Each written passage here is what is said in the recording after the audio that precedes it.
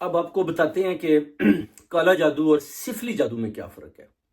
کالا جادو آپ کو پتا ہے، کالا جادو تو ہے، اس کی وجہ ہے کہ وہ کیا کرتے ہیں کہ قرآن پاک کے آیات کو بھی وہ کہتے ہیں کہ الٹا پڑھتے ہیں، یا کچھ ایسی وہ حرکتیں کرتے ہیں، یعنی آپ کہہ سکتے ہیں کہ شیطان کو بلاتے ہیں، فار ایگزامپل شیطان کے ساتھ رابطہ کرتے ہیں، کالا جادو کرنے کی کوشش کرتے ہیں، یعنی غلیظ سے غلیظ وہ کام ہے نا، وہ جو کالے جادو میں کیا جاتا ہے وہ کرتے ہیں۔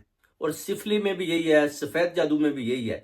یہ دو ہی جادو، تین نہیں ہے، بلکہ یہ 20 قسمیں اس کی۔ اگر آپ قرآن اور حدیث کے مطابق دیکھیں تو جو سب سے گندا کام ہے، سب سے غلیظ تر کام ہے، وہ کالا جادو ہے۔